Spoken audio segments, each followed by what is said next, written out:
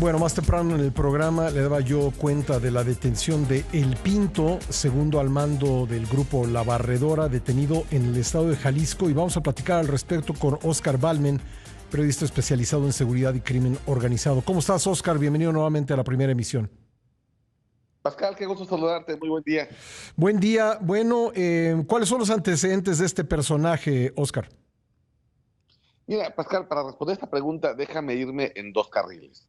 El primero es el oficial. Dicen que es el segundo al mando de la barredora, ex jefe de guardaespaldas del comandante H, Hernán Bermúdez Requena, el exsecretario de Seguridad Pública en Tabasco, y un poco hasta ahí se quedan las credenciales de este hombre. Y yo te respondería en un segundo carril, ¿cuántas veces habíamos escuchado nosotros sobre el Pinto? Yo nunca lo Si había era el escuchado. segundo al mando, yo tampoco, mira, y la verdad es que, pues, esta es mi chamba, ¿no? Esto es lo que desayuno, como y ceno, Uh-huh. y yo nunca había escuchado de este hombre. Me parece que la detención de este hombre responde a una presión política y mediática, y nos quieren hacer pasar un pez mediano como un pez gordo. Uh-huh. Eh, yo nunca había escuchado de este personaje, pero de repente aparece como el segundo al mando, ¿no? Y esto es una cosa que hacen mucho los aparatos de seguridad, que detienen a alguien y lo hacen pasar de inmediato como estas cosas Uh-huh. abstractas que las autoridades llaman generadores de violencia, Uh-huh. eh, o, eh, operadores financieros, ¿no? Un jefe de plaza en cada hijo te dio. Uh-huh. Entonces, pues bueno, yo me quedo con la duda sobre si efectivamente era un tipo que estaba como la mano derecha de Bermúdez Requena, o si simplemente fue agarrar a alguien a quien se le podía colgar esta categoría de mano derecha del jefe criminal, en lo que ubicamos dónde está el comandante H, en qué país del mundo, la última ubicación es Brasil. Y Perdón, ahí nos te vamos perdimos la quitando un última poco ubicación, perdóname. La última ubicación, te la perdimos última un ubicación, instante. de acuerdo con la ficha de Interpol, es Brasil. Brasil, sí. Es donde, exacto. Sí, habría pasado Entonces, por bueno, pues Panamá, por España y Brasil, ¿verdad? es correcto. Uh-huh. Yo me quedo con la duda sobre si efectivamente se trata de un segundo al mando o es alguien al que se detiene porque tiene una orden de aprehensión vigente desde hace varios años Uh-huh. y se le cumplimenta esta orden de aprehensión únicamente como para aliviar un poco la presión. Uh-huh. Pero lo que hay que decir es que el número 1, el número 2, el número 3 y así nos vamos hasta el número 10 de la barredora, es Hernán Bermúdez. Es la única detención en este momento que importa, Sí. porque él es la persona que va realmente a descifrar la duda que tenemos todos. Adán Augusto, ¿sabía o no sabía? ¿Y cómo interpretar que si se giró la orden de aprehensión en febrero, primero se les haya escapado, bueno, o esa es la presunción, que se les escapó en el mes de enero y que pues de febrero para acá pues no lo han detenido? Yo sé que hay pues diferentes experiencias, pero cuando veo lo que sucedió con los exgobernadores Javier Duarte y Roberto Borge, pues los agarraron a los muy pocos días de que salió la orden de aprehensión, los agarraron en el extranjero, uno en Guatemala, otro en Panamá, pero pues han pasado muchos meses desde la orden de aprehensión contra Hernán Bermúdez. Claro, y evidentemente no podemos dejar de pensar que alguien le tuvo que haber avisado. Pues sí, Alguien le dijo, jefe, pues va por hay ti. un orden de aprehensión, vela. Y creo que además esa ha sido también la tónica de esta Fiscalía General de la República. Incluso hemos visto absurdos como que anuncian las órdenes de aprehensión en boletines de prensa, Uh-huh. dándole todo el tiempo del mundo a las personas para que puedan escapar. Es una cosa de verdad de locos, Pascal, porque en una democracia funcional no se anuncian las órdenes de aprehensión y además debería haber un departamento de mandamientos judiciales que Uh-huh. las resguardara así como secretos de Estado para que se cumplimentaran de manera sorpresa. Sí. Aquí parece que las órdenes de aprehensión en México se cantan, se anuncian y eso evidentemente es un problema a la hora de cumplimentarlas.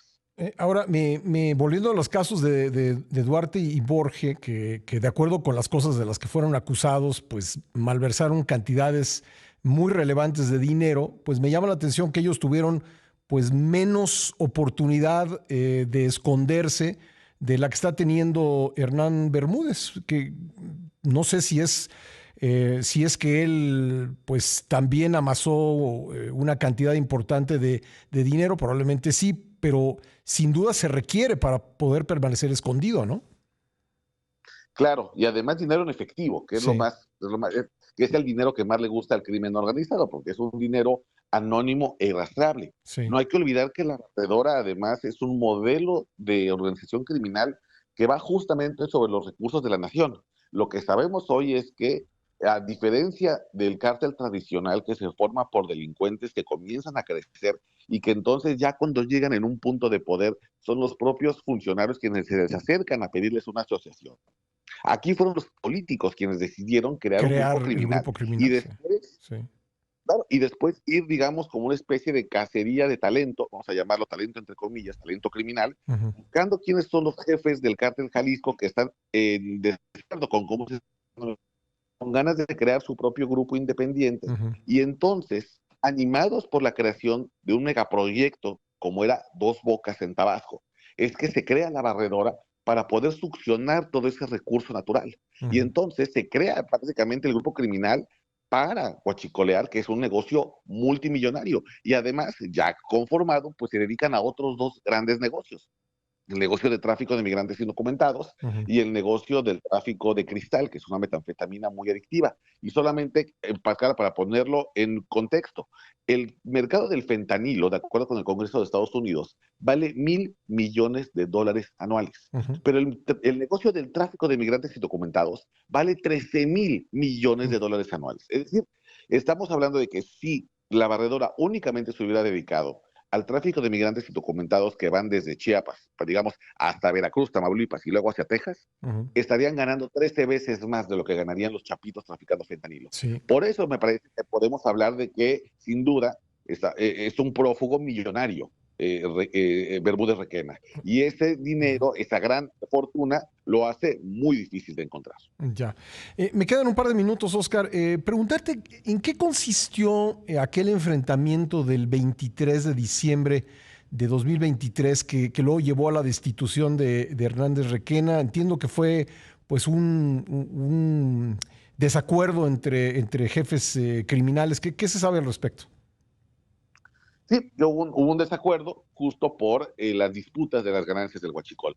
Principalmente una disputa que tenía que ver con que algunos jefes del cártel Jalisco pensaban que estaban llevando todo el trabajo pesado, que tenían su propia estructura y no se les estaba respetando el rango. Y algunos jefes del cártel Jalisco, desde Jalisco, pensaban que debían seguir operando para ellos como sus Ujú, subalternos. Y esta es la ruptura que genera después que la barredora se termine por conformar de un grupo de personajes bastante sádicos como la Pantera, sí. el Kalimba, el Tomasini, que son quienes finalmente le meten este perfil ultraviolento a la barredora. Hay que decir que no necesariamente porque se trate de un grupo local y no nacional o Ujú, internacional como el cártel de Sinaloa, la barredora no es menos peligrosa. La ujú. barredora es un grupo hiperviolento que justamente, como está acuñando su propia marca criminal, requiere del ejercicio de la ultraviolencia para poder machacar Ujú. en la mente de los tabasqueños que ellos son el poder detrás del poder. Y eso, pues, es tremendamente peligroso. Recuérdanos de dónde surgió el nombre o cómo se le puso ese nombre al grupo criminal.